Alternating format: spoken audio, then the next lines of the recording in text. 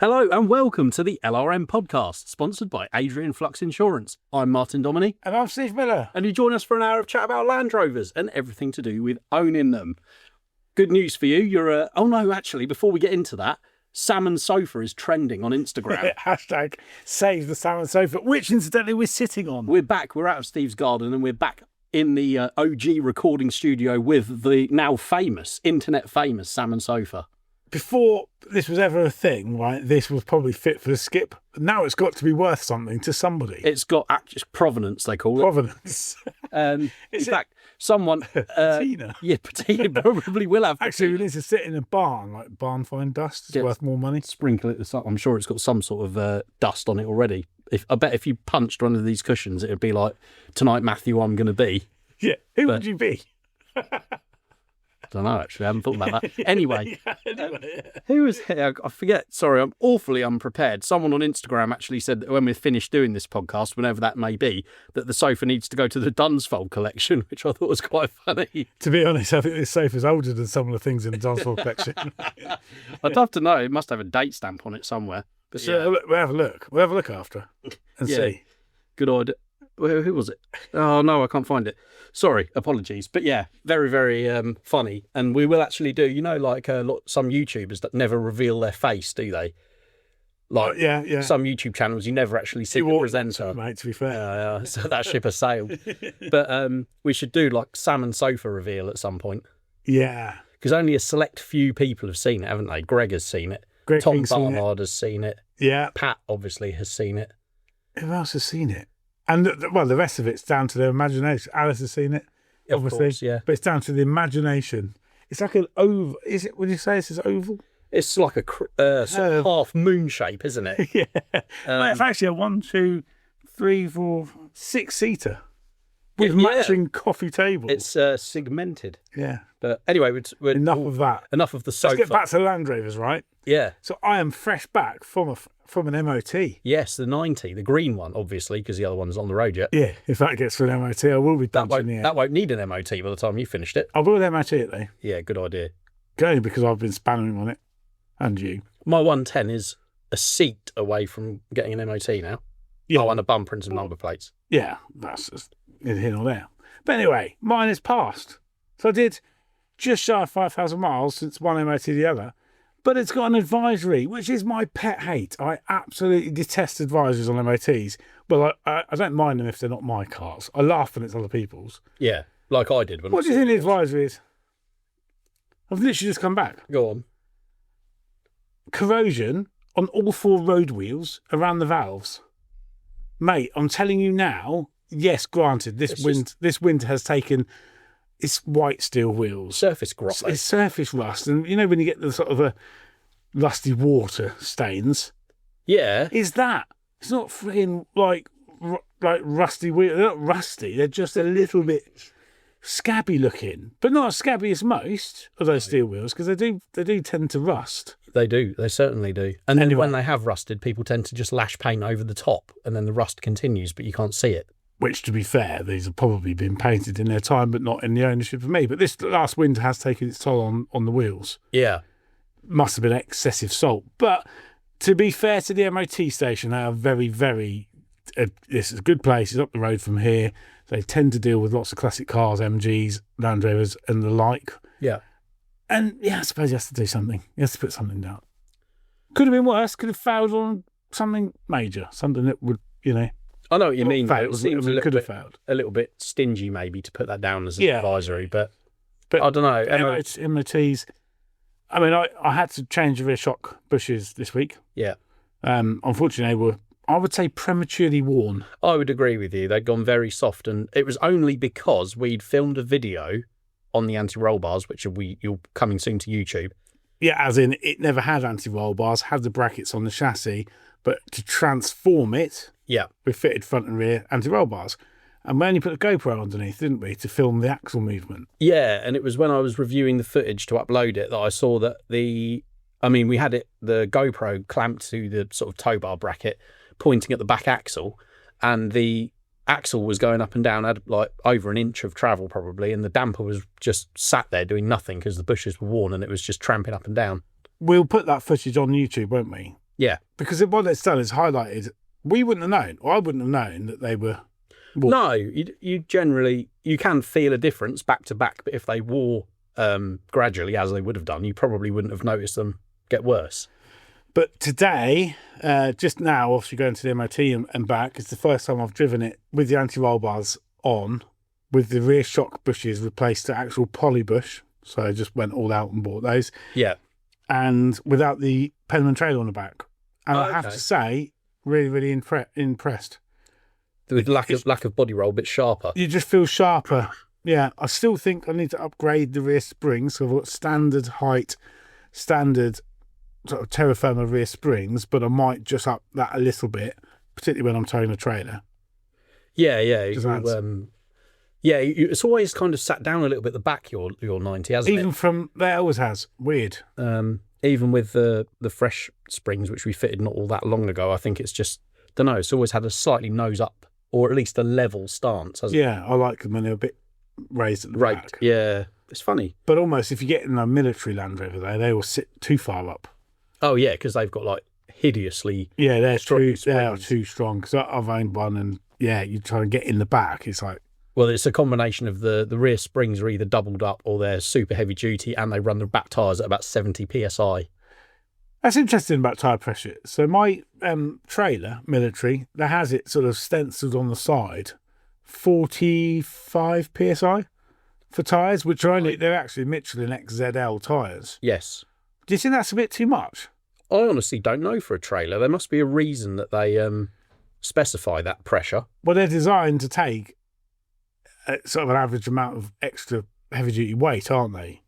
So if you ever look at my trailer, the axle is offset to the wheel arch, so that when it's got weight, the axle sits in the centre. Yeah, it's like when you fit parabolics to like an 88-inch series, and Yeah, if you look at it side on, that's it. The axles sit too far forward. Yeah, so it doesn't centralise. So when it's got the weight applied, it sits. Yeah, I'm not really sure. But I did a check this morning while waiting for you to pick me up from the MOT place. You're welcome. Yeah, thanks. You were late. Yeah, I was late. Yeah, traffic. Because to be honest, until you messaged me on the way, I forgot I was coming to pick you up. That's my message. Yeah, just as well memory you of a sieve. Anyway, I did a check, so I went from full tank to pretty much empty, full tank again. And whilst towing the Penman trailer all the way to Malvern Show last week and back, did 270 miles. And it works out at 27 miles to the gallon. I don't think that's bad. That isn't bad. Towing as well. On the run, though. Especially as your trailer with the tent probably sits higher than the roofline of the 90 as well. Marginally. Right. Yeah, I did it purposely so it wasn't too major. But you're towing about 850 kilos, I've worked out. Yeah, it's quite a lump, isn't it? Yeah. So that weighs the same as a small caravan. Yeah. It's interesting. Better than a caravan. I was, sometimes, randomly, my Freelander 2 will have a little hissy fit where it doesn't want to start the first time. You have to pop the key back out, put it back in, and then it's fine. It happens like once every couple of months, and I'm not stressed out by it at all. But what it does do is resets all the trip meters on like the dash, including the MPG meter. And I'd sort of consistently been averaging 32, 33 to the gallon because I do occasional long runs, and it combined. But yours is auto, so it's a bit... But I think that's pretty respectable. And it's only been better since I had it remapped. Okay, yeah. So before that, it would do sort of...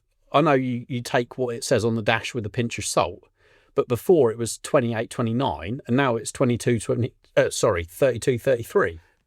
That's actually quite interesting. The last time I checked mine, MPG, it was doing 26 to the gallon. Without a trailer. Really? And that was before remap. Ah. So I need to now check it without the trailer because it's had the Empire Tune remap stage 1 on it. Yeah. I think that's improved the economy. Probably has. Completely transformed the way it drives, I have to say. It's obviously the longer term you calculate your MPG over, numerous tanks of fuel, the more accurate a figure you will get.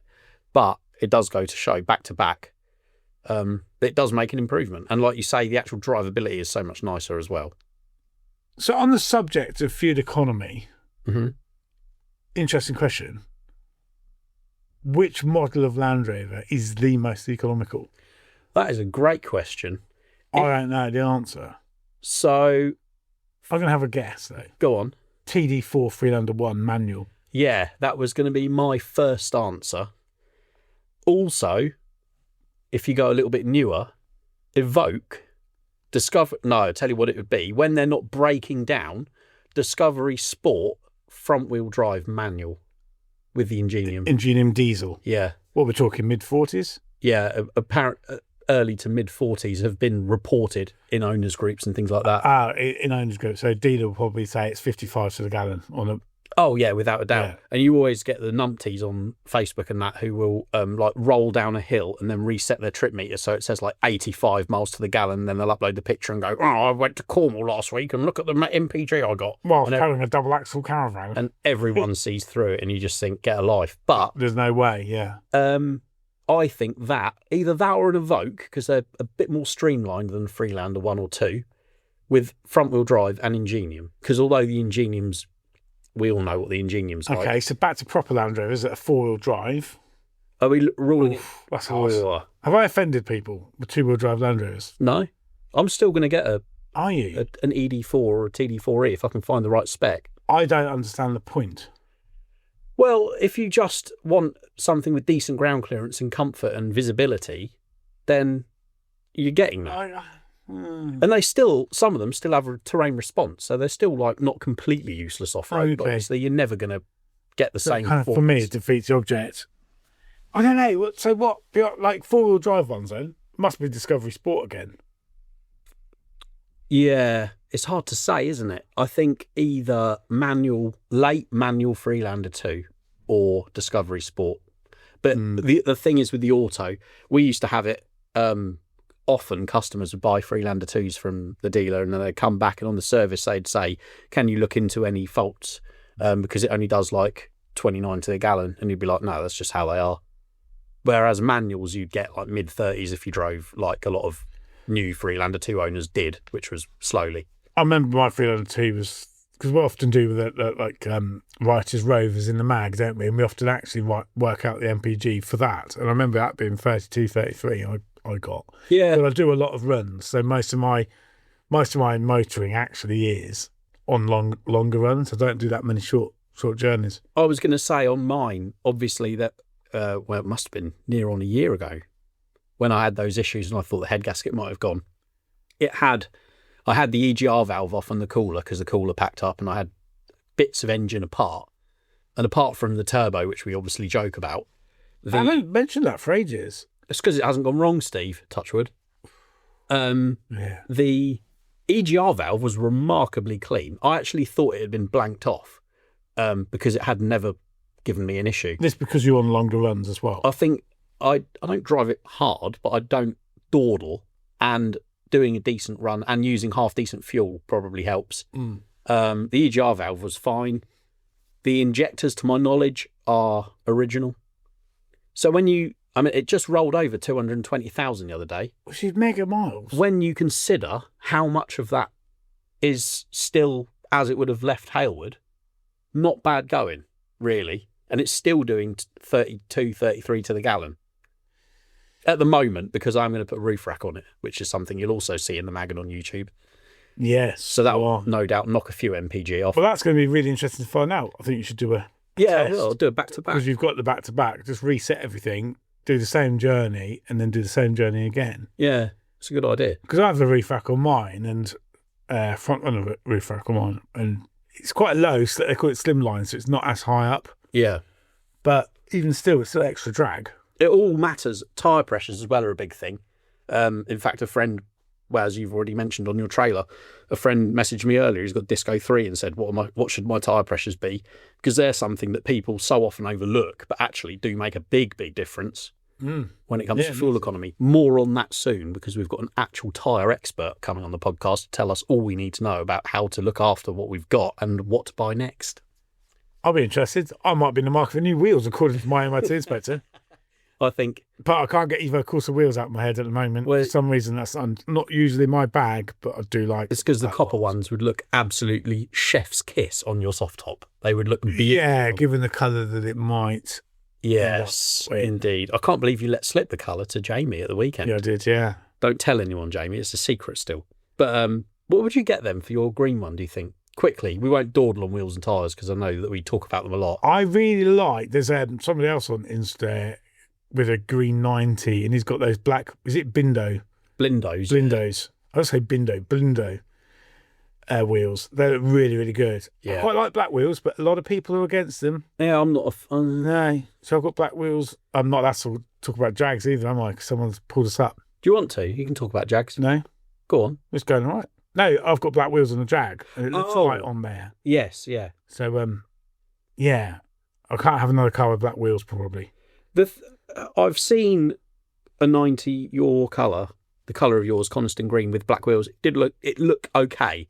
To me, though, I just prefer white or silver, personally. I don't want silver wheels. I found this with the 110, which is obviously becoming closer to being on the road. I bought a set of wheels and tyres that Dan Dew was selling when I was over his getting my exhaust done. They're black Wolf wheels with G90s on.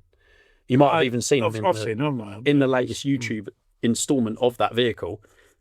But I fitted them and it just didn't look right. No. There's nothing wrong with them.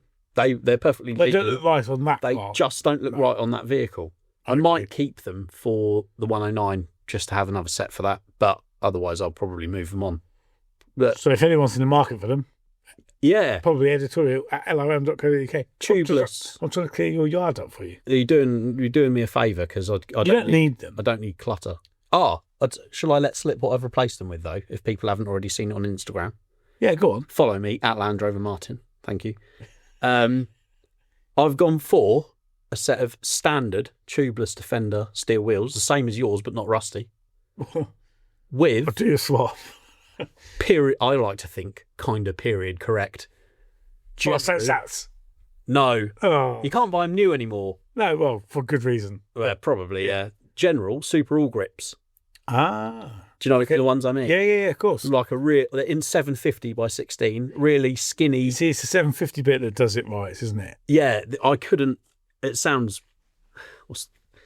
fussy, but I for that totally standard Land Rover I didn't want to go to a 235 85. I didn't want to go to a wider wheel. I wanted the skinny little wheels, which will hopefully also help with not having any power steering as well. Yeah. And do you know what? Oh, yeah. I was so impressed with those General Super All Grips. I had them fitted, but the garage that I had them fitted by couldn't balance them because they didn't have the correct fitting for their balancer machine because they're like a non-hub centric wheel. The garage on the road from here that did my punch repair doesn't have that either. Yeah, it was a bit annoying. But it is annoying. I had another mobile tyre guy come round that she was actually putting some tyres on my wife's car, and I mentioned to him, could you balance these up? And he was like, oh yeah, no worries, I do them all the time. I've got them fitting in my van. So he balanced them, and he was like, I've never seen a mud terrain tyre that needed as little weight as that did. They were basically balanced from the factory. That's interesting. Absolutely amazing. So I can't wait to put them through their paces, really. Do a bit of laning and stuff like that. Just very slowly. Just really, really slowly. Let's hope the lanes aren't too far away from home. I had loads of comments about my 2.5 non-turbo at the show, so thanks for that.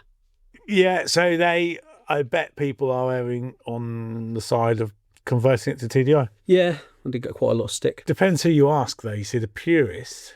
Well, this is the it's thing. all very well been a purist, but I bet they don't drive a natural aspirated diesel Land Rover. You say that. There's a guy daily on. Oh, you've put me on the spot now. I don't know if I'm going to be able to find him in time. There's a guy on Instagram. He lives in Europe somewhere, and he has a 2.5 non-turbo 110 with big tyres on it, like 900 by 16s, and he drives it to the UK regularly. Yeah, in third gear, because it won't pull fourth or fifth. Oh, I wish I could. I'm not going to be. Do you reckon that would pull fourth and fifth gear? Down a hill, maybe. That'd be horrendous. In other 110 news, I've ordered a heritage certificate from the British Motor Museum. Ah, okay. Have you ever got one? No, and I've often thought I want one. You should get one for your 90. And it tells you the year, the day it was built, all the build spec. The spec. And I think the first owner, which would be good for you because yours was like the Queen's or something. Oh, you're on about this one, not the old one? Yeah, you should get one for the new one. Ah, see, I think that information might be limited. Oh, really? Because it's so top Greg secret. King, I spoke to him long time ago, 4 years ago probably, and he said they were always very secretive about them. Oh, Don't know maybe why. that might be a waste of money then. What was it, about 40 odd pounds? I think it was 52 or something like that. I just thought it'd be nice to have someone actually, again, that I was speaking to at LRM Live, Haddo with the Spanish Challenge Defender, mentioned that due to the reg, the OA reg, mine might have some factory connection. So I thought, it'd be cool to know either way. And even if it hasn't, then it'd be nice to have a heritage certificate. So I've ordered one from the British Motor Museum. So we'll see what it comes back with. Yeah, that'd be interesting. Do they go in like a filing cabinet? I wish I knew. I think they must have. I've got this idea of a bloke in like a brown kind of smock going off into the dusty archives, Get dimly lit. One light will be out or will be flickering. a pigeon flies in through the window. And then we're like, another one's ordered a heritage certificate. And off he goes down into the depths of beyond, blows the dust off. Gets it out of the filing cabinet and goes, Yeah, like that, but in slow motion. okay. And then wanders back all the time in the world, comes back and neatly packages you a certificate.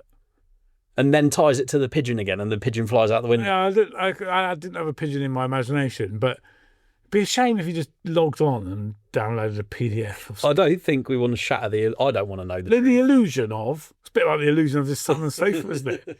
Yeah. It's quite comfy, do you not think? It's all right, isn't it? The sort of seat that you would sit on at a cinema. It's that same texture, material. It reminds me a little bit of like school chairs.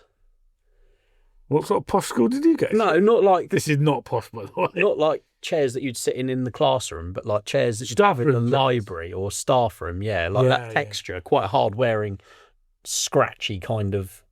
When I went to school, you couldn't see what chairs the teachers were sitting on. Is that because you're too busy getting the cane or whatever it is you got back in your day? No, I was post-cane vintage. Right. But not pre-smoking vintage. So you'd go to the staff room, say like you needed, I don't know, to find a teacher. You'd knock on the door and someone would open it and you'd look in and you'd just see a sea of smoke, like teachers smoking pipes. Wow. This was even in the 90s, early 90s. The staff room used to be full of smoke. And they'd have chairs like this. I can well believe it. I can remember smoking in pubs, and I can remember smoking when everyone used to smoke in the car. When everyone used to smoke in general, you very rarely see people smoking cigarettes these days out and about. No, not really. Compared to what it used to be like. No, back in the day. Okay. No, I mean, imagine, yeah. I can never, everyone who I used to work with at the LRO, because we shared a huge office, they would say, oh yeah, I remember when this was all like, everyone would smoke at their desks, and you just think it's like another world, isn't it? Yeah, but old school. Yeah. The only thing that you've got that smokes is your natural aspirated diesel upon start-up. Oh, Steve. Do you know what, though? It only does smoke on start-up. I've had it up. Yeah, but it's kind of reassuring, though, I always think. Yeah.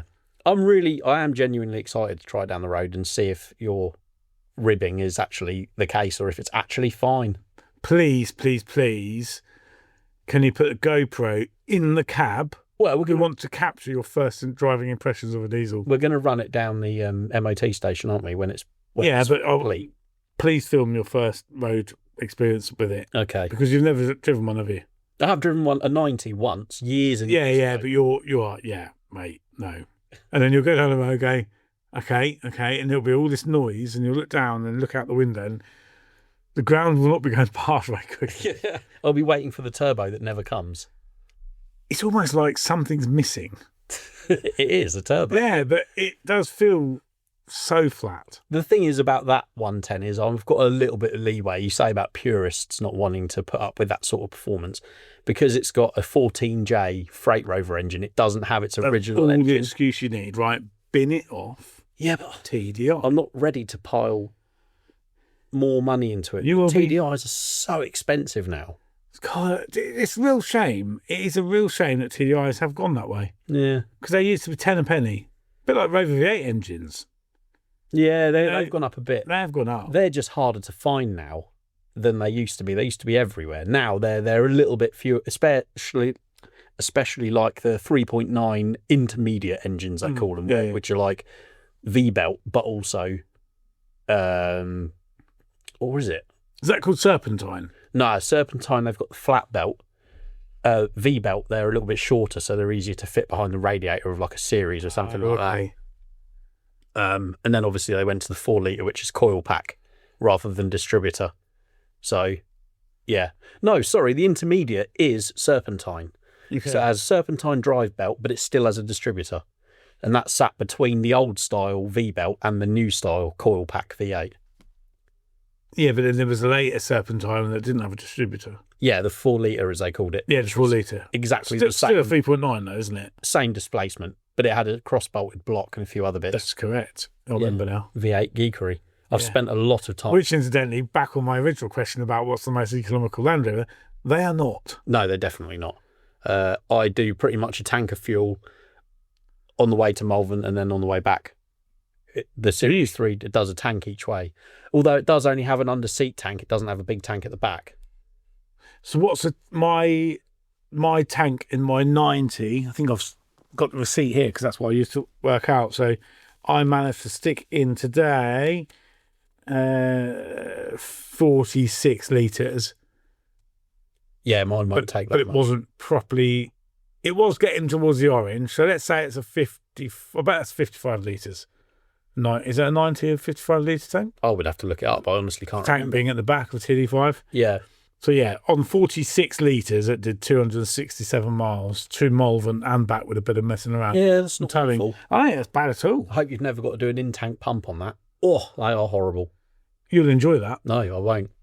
Well, let's not hope it happens. Yeah, let's hope it doesn't. We're proud to partner with Adrian Flux, an insurance broker that specialises in covering all types of Land Rovers, including classic, ex-military, modified and Q-plated models. Adrian Flux offers a range of optional extras to make the policy your own and can provide cover for off-roading, green laning, agreed value and build-up cover. Plus, they even offer a discount of up to 15% for Owners Club members. Simply search Adrian Flux Land Rover Insurance for more information or call them directly on 0344 728 0417 for a quote. My wife Louise keeps reading Discovery 2 adverts out to me. Oh, really? She's quite on board, is she? Yeah, no, I mean, she actually wants one. When you've got this sort of green light, you can't help but look. Would that mean the green 90 has to go, though? Yeah. Yeah. And do you know when you're so invested in it, so with anti-roll bars and, you know, we've done the springs, suspension, discs, calipers, Sound pads, deadening. sound deadening, Clutch, flywheel. the flywheel, headlights, Under seal. well, like editorial, done all of those things at different tyres. Actually, when you think about what we've done in 4 years, Yeah. and yet there's me thinking I haven't actually done much to it, but we have. It's been serviced, so all that stuff done and serviced more than once, obviously.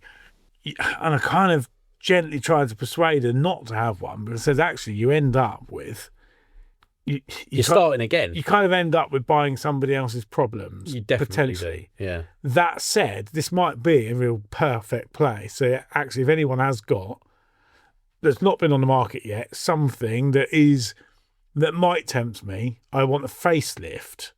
Don't know whether auto or manual. I prefer manual of them. Okay. Facelift Discovery 2 in really good condition.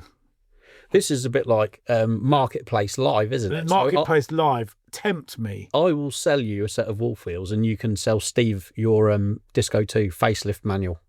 Potentially. There's a few about. Yeah, there are. So she read one out yesterday. She goes, hey, what about this one? It's got 19,000 miles from new. I think it's on Auto Trader, so check it out if it's still there. 20,000 quid. Really? That's a lot of money, isn't it? I mean, I haven't got 20,000 quid to spend on a Discovery 2. That said, if it's pretty I much... think it said it was galvanised chassis. I'm sure it was the one with the galvanised chassis. Why has it got a galvanised chassis at 19,000 miles? Anyway, it's 20,000 quid. And I thought, actually, I bet you couldn't buy a car, do the chassis. No, I mean, you could. if you paid someone else, but would you rather tie up 20 grand in that or a Disco 5? Well, we just walked by that Discovery 5 in town, didn't we? Yeah, I'll be honest, they are growing on me. No. Not feeling it. They feel like they just look too big for my needs. I don't need something that big. I think the reason for the size comes from when Land Rover or any brand launches a vehicle, it has to compete with everything else in its class. It's just too big. Yeah. I wish Land Rover on Autocar magazine. They always do the renders on the front cover, don't they? Yes, they're infamous for it. They are. Are we talking about what I think we're going to talk about? Is it the Baby Defender? New Freelander. New Freelander, sorry. Made electric. Yeah, it's made by this company in China called Sherry or something. And it's basically licensed, I believe, by Land Rover. And they call it a Freelander. I think they're using the Freelander name. But it's a small electric SUV. Oh, well, then that's... I just struggle mentally with like new Land Rovers to really, apart from the new Defender. But I think we should go have a look and see, right? Because we were talking about earlier at a meeting, didn't we? And we were talking about like, the new Defender is 5 years old now. Isn't it mad to think? I know. And how much are they? They're still holding their price. Yeah, I looked earlier, and I think the cheapest new Defender I could find on a Land Rover dealer website was 36 grand. What was that for base spec 90? It was a 2022 90, quite low spec, yeah. You see, I would have to buy 110. Even though that's bigger than the Discovery 5, really, isn't it? Yeah. Kind of. I think they don't look as big because the back wheel is closer to the back of the car. You've got less of a departure angle. Yeah, I don't like that sort of slab side of a Discovery 5. That kind of the rear quarter just sits awkwardly for me. They're a bit bulbous. I don't think I could own one. I think in the right colour combination, I could own one now. But, again, unfortunately, you're choosing between 2-litre Ingenium or 3-litre TDV6, neither of which are known for their longevity. Or, of course, you buy the 2-litre petrol Ingenium, which apparently is quite good at a Disco 5. That's the one I've driven that. Is it? What did you think? It went really well. It's like 250 horsepower. Was it thrashy, though? Did it sound hot? Yeah. Okay. Yeah, but I quite liked it. It had a really nice sound to it. Okay. But economy-wise, because Pat had one for a week or two. It was like early 20s to the gallon. Yeah, I can well believe it, especially when you're pushing on. Yeah, it seems like a really highly stressed engine for something that's, I don't know. I just think that a diesel belongs in that really, or a V8 petrol. Here's the question then. Because we often get listeners' questions, don't we? Why don't we ask the listeners a question? If you're listening to this and you've got a Discovery 5, regardless of engine or spec or whatever, if you've had it, a reasonable amount of time, how are you getting on with it? We want to know. Would you recommend it to us? Personally, I don't know. I don't think I know anyone well enough who owns one to ask them. So if any listeners out there have got one and you love it, maybe you've had issues with it, maybe it hasn't put a foot wrong, drop us an email, editorial@lrm.co.uk, because we'd love to hear about it. Yeah, just thinking, I don't know anyone with a Discovery 5. No, I don't think or a Discovery Sport. That's... I do know someone with a Discovery Sport. I know two people with a Discovery Sport, and they both really like them. One's I think it's 2018, which would be early Ingenium. Oh, no, they didn't put the 2.2 in that, did they? They did, but only in 2015. Oh. So if you look... Yeah, because the Evoque 2.2. When you look for a Discovery Sport, all the 2015 ones are really expensive compared to the early 2 litres because they're a lot more reliable. Yeah, that's a 10-year-old car now. I know. It's crazy. You see, talk about cars, right? So, off-piste a little bit here. So, my mother-in-law has an Audi A3. Right. Little automatic 1.4 petrol car. TFSI, I think it is. Yeah. And she loves it. It's got 65,000 miles on the clock. And its engine management light came on the other day. But then it went off. And they can't find... We plugged it in and goes, not sure. Right. Anyway, so... brother-in-law says, I think it's time you changed it. It is getting old. And I'm like, what? Hang on it's a got minute. 65,000 miles on the clock. You're doing around 4,000 to 5,000 miles a year in the car. A few runs down to see us, a couple of times a year possibly. That car should do 200,000 miles. Yeah. I think what a lot of it stems They're from... getting like, should it be changed? I'm like, no. Back when... No rust. My mum and dad were buying cars when I was little, like when I was a kid. Basically, the mindset was as soon as your car got near to 100,000 miles, it was ready to go. It was like, not scrap, but it was like... It's almost like a thing, yeah. It was going to cause issues. Buy something newer. But my tolerance to a car, like mainstream. These are people who buy cars and chop them in when they're 3 or 4 years old, and then they'll PCP or finance, whatever. My tolerance to a car's age is mildly irrelevant to its mileage. Yeah. Just what I mean? Because we've driven Land Rovers for years. But then also, I've learned you're far better off if you see a low mileage car with, I don't know, maybe slightly patchy history, or, you don't know, the whole picture's not there, or quite what would be a high mileage car, say 150,000 plus, which has had everything and you can tell it's been cherished and looked after, but even though it's been used a lot, I would pick the high mileage one any day. Because cars hate sitting. Look how many Discovery 3s, 4s, TDV8 Range Rovers, even Freelander 2s you see, which are like restricted performance because the turbo actuator's seized up because they've sat somewhere for months at a time. Yeah, so I know somebody that buys, he's a carpenter by trade. He doesn't buy vans, he buys estate cars. Okay. And he never actually looks for a car until it's got about 150, 160,000 miles on the clock. Really? And he runs them till they're knackered, 230, 240,000 miles, chops them in. Couldn't do that with a Land Rover, obviously, because he needs to get to work and back. Do you mind 220k on the Freelander?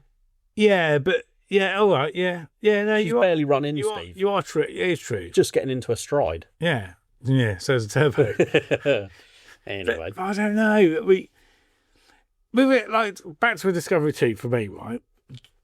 I don't want a modified one, and I want it to be absolutely as clean as a whistle. There was one, actually, I saw today on Facebook, an adventure spec pre-facelift.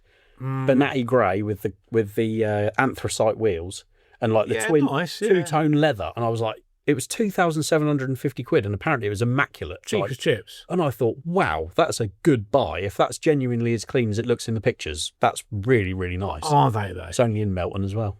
You should go and have Melton Mowbray? Yeah. Is it still sale? Bit of you guys. Yeah, but I don't know. It was, I don't know if I'll be able to find it again. I didn't save it or anything because I'm looking for one. But no, I know, but it's kind of like, I don't know. What was that company? Well, I remember at the Bidding Off-Road show last year, there was a company that did the really nice Discovery 2s. Oh, Mac 4x4 welding. Yeah, but they weren't standard engines, were they? What did they put in? Oh, no, you're talking about K2 fabrication. They do like the tray backs and Mercedes conversions and stuff. I mean, that one's amazing if everyone's ever seen that one. But I mean, it's no good for me. It was the other one. There was Mac 4x4. It must have been Mac 4x4. Yeah, they've got some really, really nice stuff. I keep meaning to go and do a feature with them. But they've all been restored, haven't they? Yeah. Some of them, they've got a few. They're sort of modified, but they are fully restored as well. So they're like hopped up, but also they're like new underneath. They're incredible. Yeah, but they are incredible. Yeah. So is that the best Land Rover ever? Like, do you know what I mean? It's kind of like the 90 for us is ideal, but not ideal. I'll tell you what, going back to fuel consumption, my Discovery 1 that I had for about 5 or 6 years, I gradually, when I first bought that, it was a London car. It had lived in London its entire life, and the family I bought it from, lovely family, can't remember exactly where in London they lived, but we picked it up. It was totally original, even down to the 205 tyres. And it was They're small, aren't they, 205s? Yeah, they are. It had road tyres on it. Like I said, never been off-road. It had a few little dings around it where it had been in London. Yeah, it's London. But it was such a lovely car, and it accelerated really briskly. It had EDC on it, being a late automatic, so it had the ECU-controlled injector pump. That's not the one people want for conversions. No, it's not. But it is actually quite good when it's working properly. So it was pretty brisk because they're a slightly higher power output than the non-EDC. Okay. And it was pretty good on diesel, pretty good, 30 to 35. The more I modified it, so slightly bigger tyres, slight suspension lift, winch bumper, snorkel, the usual stuff you do when you want to do green laning and still daily the car, I made it awful on fuel. I think by the time I finished with it, it was doing about 23 to the gallon out of a diesel Disco 1. That's not good. And I'd never worked it out. It was my main car, so I just put fuel in it when I needed to. But it goes to show the minute you deviate from factory settings, if you like, even with tyres, even if you just do tyres, you are Costing yourself dearly. costing yourself money. But you're adding weight and resistance, aren't you? Yeah. But I just think, I used to get early 30s to the gallon from the 300 TDI Discovery. Manual or auto? Manual. Yeah. I've only ever had manuals of them. Right. I had an auto TD5. So this is what puts me off the Discovery 2. I had an auto one of those, and I just don't think the gearbox is set up particularly well. It kind of jumps from like top gear to kick down. Yeah. Top gear to kick down. It was like, make your mind up. The worst thing about them as standard is on single carriageway roads, you're right on the edge of torque converter lockup. So it goes from... Yes, that's right. It flares up in like fourth, I guess you would call it, and it revs, and then it holds the revs, and then it'll go, drop down to torque converter lockup, and then you'll like come to a slight incline, and it'll go... That's the bit that annoyed me. Yeah. And because the roads I used to travel back from the old LRM HQ to home was these sort of between these roundabouts on this dual carriageway, and it seemed like it was forever changing gear. Yeah. And it annoyed me. I used to play a game on the way back from... Make a tune on it. The old office, when I used to come out of the last village before the village where I lived, it was a pretty decent length of B road with some corners on it. I used to try and get the Disco 1 up on torque converter, so 50 mile an hour-ish, and then keep it on torque converter lockup all the way from the end of that village to the next one. Sounds great for the environment. Well, you wouldn't be thrashing it hard. It'd be revving quite low, but you needed to carry your momentum through the corners to stop it from kicking down. But a remap really helps with Disco 2 automatics, just a stage 1, just to wake it up a bit, because then it isn't constantly searching for torque in the rev range.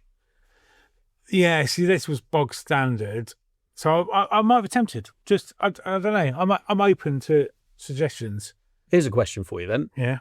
Off road, do you prefer automatic or manual? Well, actually, auto. Yeah, I do. Yeah. A lot of people don't.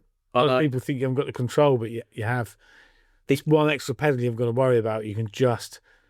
It's safer almost. Yeah. It feels more controlled. People well, they might disagree. I had someone disagree with me before about this subject, saying that an automatic has the same engine braking as a manual, and the fact of the matter is, it doesn't.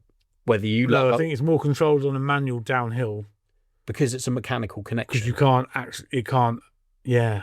But everywhere else, automatic all the way. For slow manoeuvring over, say, rocky terrain or something like that, and auto is so much better. Smoothness as well. When you lose grip or a wheel loses grip, you haven't got that horrible snatching and shunting through the driveline.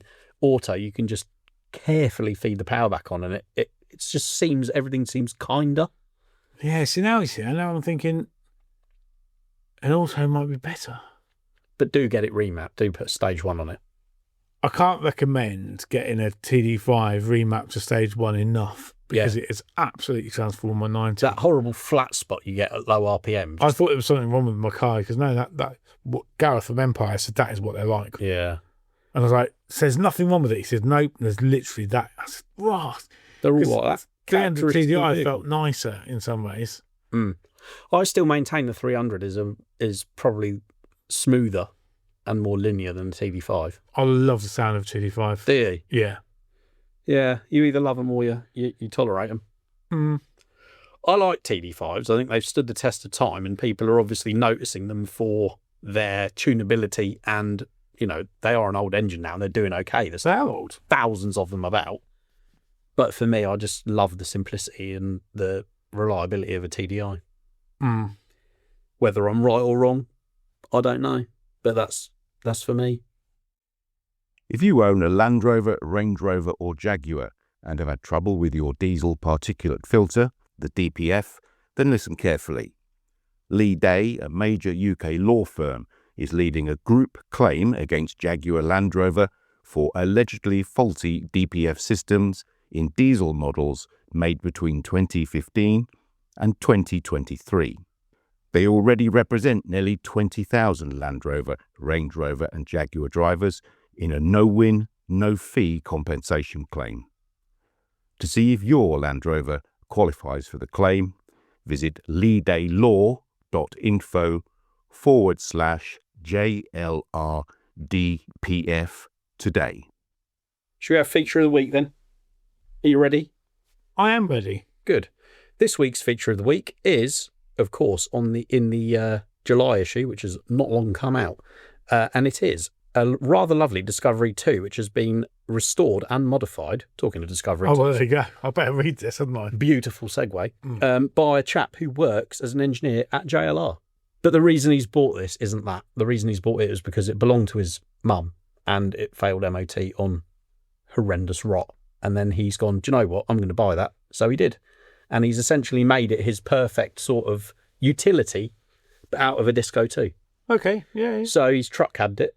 He's fitted slightly larger tyres to the original 18-inch alloys. He's put a hidden winch in it, and he's put a tray back on it. And it is a really, really classy design. He's done a really, really nice job on it. The finish of it, you'll see in the feature of the sort of step-by-step how he's done it. All built at home. Yeah, all done at home. Perfect. And it's all the back of the cab is all metal as well. It's not a bolt-on kit. It's not fiberglass or anything like that. And he's just done a really, really stunning job. And he uses it for going out mountain biking, and he does green laning in it, as you'll see. And yeah, it's a really, really stunning thing. So please do grab a copy of the July issue and check it out for yourself, because it might inspire you. Might inspire me. Might do. I could do with the back seats though. That's the whole Obviously, idea. yeah, you would have to keep the back half of any Discovery 2 you bought rather than put a tray back on it. But yeah, it's just a really nicely turned out thing. For the record, I'm showing Steve a picture of said vehicle. Have they got like bronze wheels? Yeah, well, they're like a coppery, slightly Sweet. brighter than Yeah. bronze. I think that is the colour you need for your. Probably. I very nearly let slip the colour then for your soft top 90. I mean, I'm 90% sure. We're 90% sure. I Should we roll seamlessly into a product of the week? bet you've got one right teamed up. You're absolutely teamed up, teed up. You're absolutely right, Steve. I have.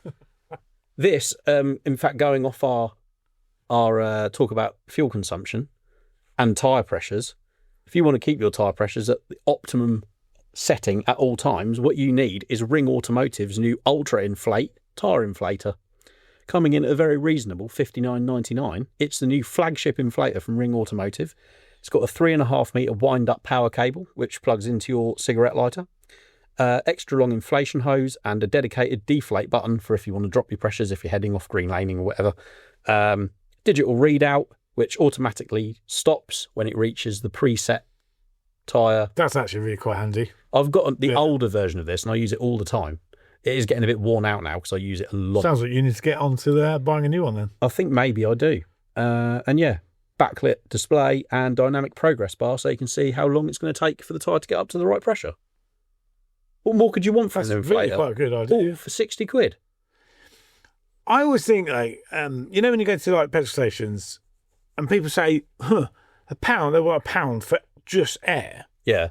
But it's not though, is it? No. Because they've got to run a compressor. They've got to run a compressor. They've got to maintain it. They've got to put up with people smashing into it and abusing British it. always get dented out of cases. People always... Yeah. I'm not paying £1 for air, but who's paying for it? You got- Actually, just get your own. Yeah, exactly. And You should check. Most people should check their tyre pressures more often than far more regularly than they do. Yeah. 100%. I'm on it. My tyre pressures are always checked. I need to do the Freelanders, actually, I must say, because I haven't done them for a while. How long's a while? A couple of months. What? Yeah. Is this?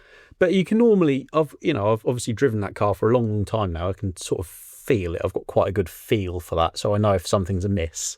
Yeah, I get that. Do you know what I mean? Yeah, I'll probably check tyre pressures every. I should do it more, I must admit. I'm going to admit probably 3 to 4 weeks. That's pretty. That's Yeah, mate. Yeah. They reckon it should do it. Highway code says what, once a week? yeah, I know. Is it highway code I don't know. or whatever? Who's going to do that though? You should, but who has the time? Not me. Tell you one thing I did have a little while ago on that Discovery, actually, that blue 300 TDI I had, was I think it was Michelin brand tyre pressure monitor. And it's like a stick-on little screen that goes on your windscreen, solar powered, so you never have to change the batteries in it.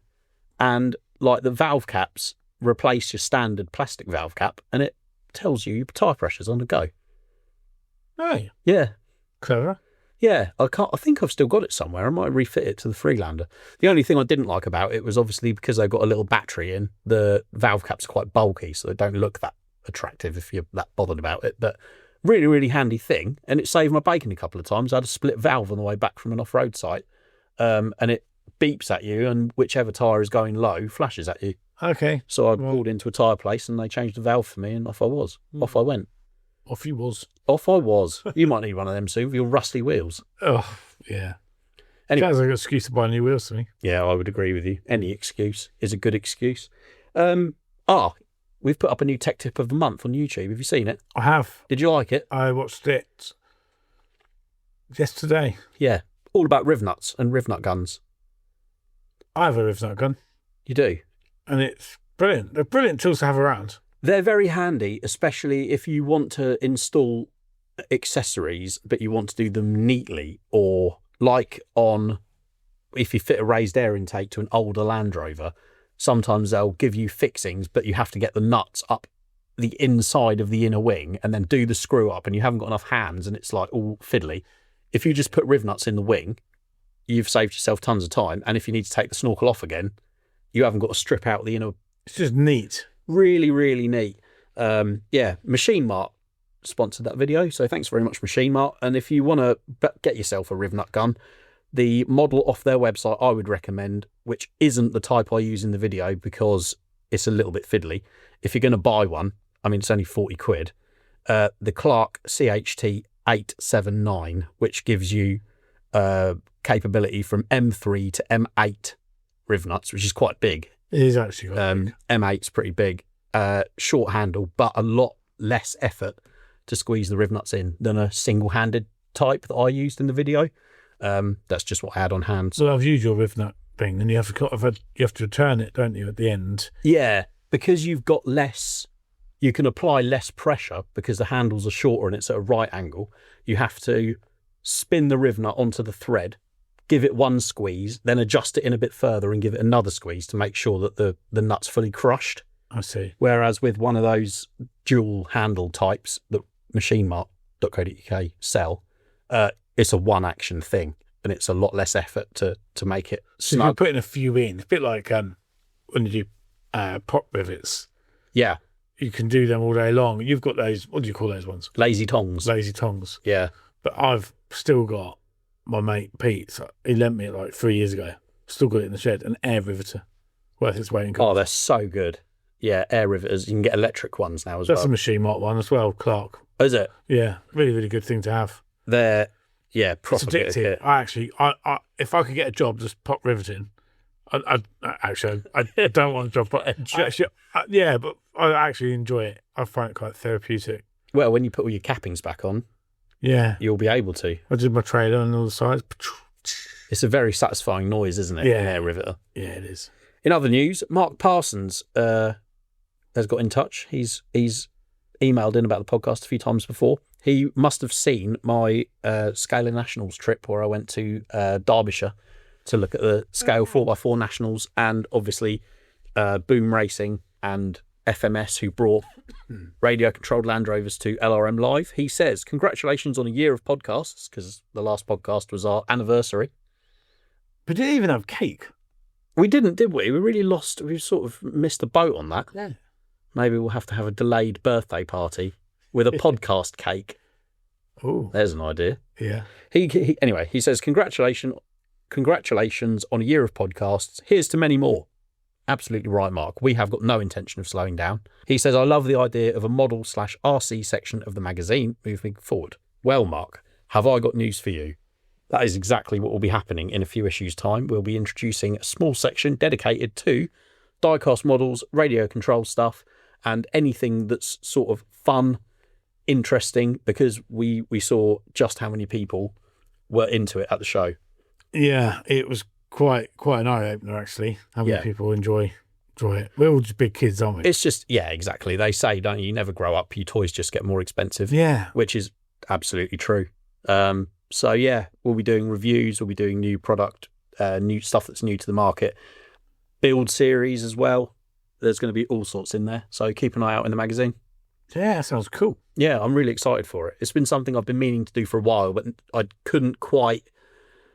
wasn't quite sure how well it would be received, but I think now I've seen it in person and how many people at the Scale Nationals had Land Rovers. Yeah. How many people at the Land Rover event were so into the RC stuff that I can't not do it. So hopefully readers will like it. Do you know what else I thought of the other day, actually? Someone, again, on Facebook had posted this joke that I must have seen 20 odd times on Facebook, and it's about how, so yeah, this guy's away for work, and he's down in the bar having a bit of dinner, and then he gets chatting to this fella at the bar, and he sort of like strikes up a bit of a rapport with him. He's having a laugh and this, that and the other, and he goes, oh, you know, I made my millions on Land Rovers. And he goes, oh, wow, how did you do that? And he's talking about how, you know, he started at his mum and dad's house, bought one Land Rover, fixed it, fresh MOT, sold it, did another one, took on a small premises, built up a little business, and then took a couple of people on, and then did more Land Rovers, kept turning them over, a bit of servicing work, whatever, blah, blah, blah.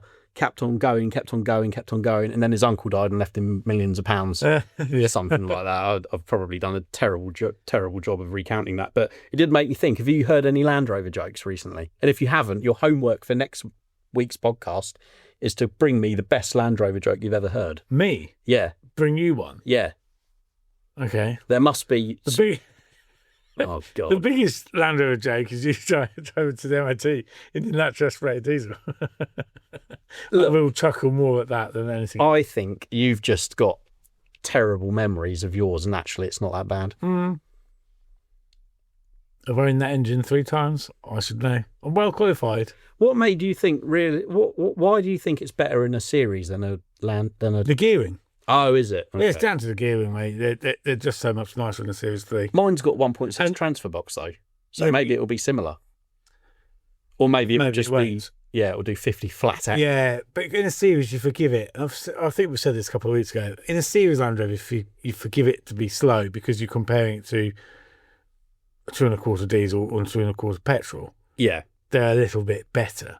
But in a Defender, when you know that like TDIs are available, right? It's like harder to forgive, I suppose. I'm telling you now. Yeah, I don't know. We'll see. But no, seriously though, do come up with bring me your finest Land Rover joke. If anyone can help with it ahead of time.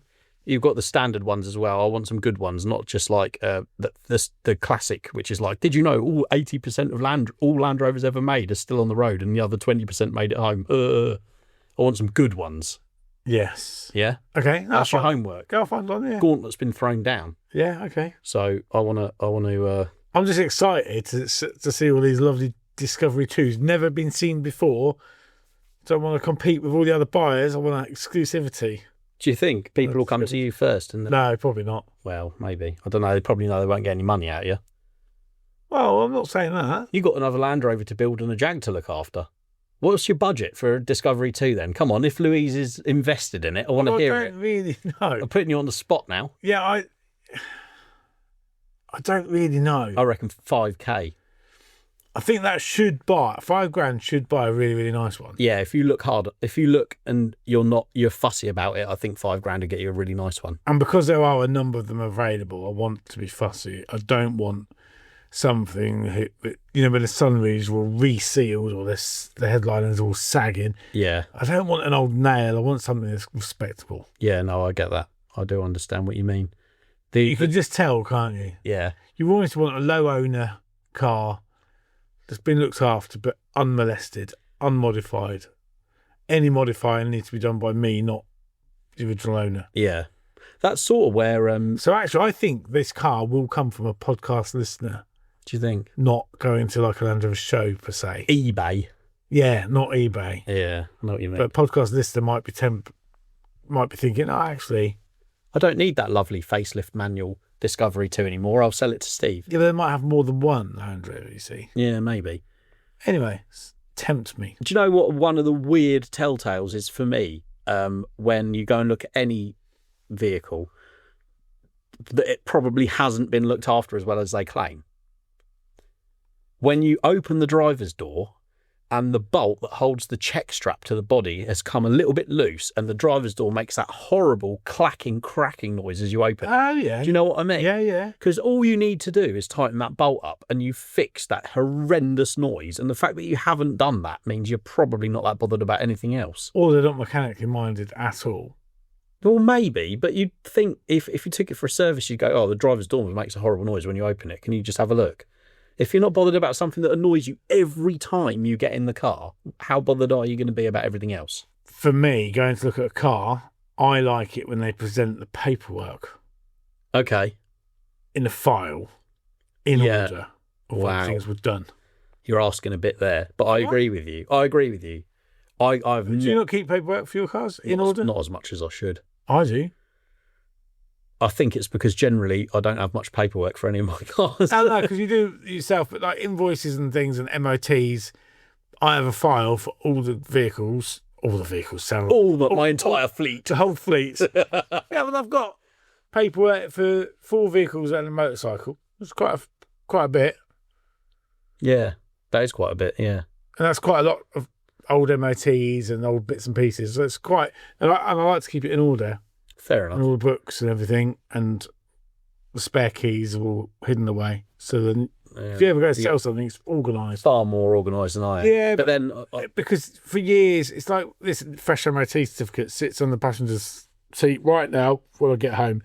That will go in that file. Really? Because it'll be the one that you'll put it aside, and then you forget about it. Then you'll go to look, where's the MOT gone? And it's amongst other paperwork. I've learned from years of... yeah, fair enough. I like it when the file gets presented and they go, here's all what it's had. And I'm like, oh. Leather bound file. Kind of like... Your heritage certificate on top. Yeah. Do you know what? That, to me, shows that someone's invested in the car. Yeah. Because they've done that. Yeah. But I've never purchased a car with a heritage certificate. But now I want one. You should get one. I definitely think you should get one. Yeah. Because then it would make me feel better about spending 52 quid on a piece of paper, if nothing else. No, you've spent £52 on the man in the smock going down into a dusty little room. Getting his pigeon out. Yeah, I just this vision of something. You know for a fact it's going to be someone in an office at a computer searching it digitally and then printing it off and putting it in an envelope and then sending it, don't you? I hate to shatter the illusion. Yeah. If anyone works at British Motor Museum and can tell us the absolute truth about what goes on with heritage certificates, I don't know if I want to know, though, actually. Like many listeners will never know the secrets of the salmon sofa. See, we were going to put a picture up of the salmon sofa, but now we don't want to spoil the illusion. I took a picture of it. Have you? Yeah. Are you going to do a post? I don't know. I haven't decided. I might see how much demand there is. Maybe we could start up a Patreon for the salmon sofa. Yeah. If you want to see it, that's £5 a month. We could ask Mr. Warner himself, the owner of the entire business, can we own the salmon sofa? Can we buy it off you? No, don't buy it. I'd like to own it. It's a piece of history now. Dunsfold collection, mate. Can you imagine we're donating it to the Dunsfold collection? It'd be a joke, wouldn't it? Phil Bashall would be like not able to contain his laughter, I think, if we went to him and said, we've got a real piece of Land Rover history for you here. Yeah, 1 year's worth of LRM podcasts have been recorded on said sofa. It's a peachy pink colour and you can sit on it. What a treat. Do you think he'll want the matching coffee table? I might have that with in my glass house. top? It's quite nice, isn't it? Anyway, right, we're getting off track again. I think we need to call it for this one. I do as well. So, thank you ever so much for listening. Please, please, please send any questions you've got, any feedback you've got, editorial at lrm.co.uk. Follow him on Instagram, Steve Miller Automotive. Follow me on Instagram, Land Rover Martin. Follow all the LRM pages. Check out the YouTube channel. Subscribe to the magazine. Sign up for the newsletter. Listen to me doing marketing. Yeah. Have you changed jobs? That's the most I've done in a year, probably. But no, we really appreciate any. Yeah, we do. 1 year in, and we want to carry this on, and with all the listeners' support, really. Yeah, exactly. Encouragement. I'm very happy. Me too. So, yeah, cool. Righto. See you next week. Over and out.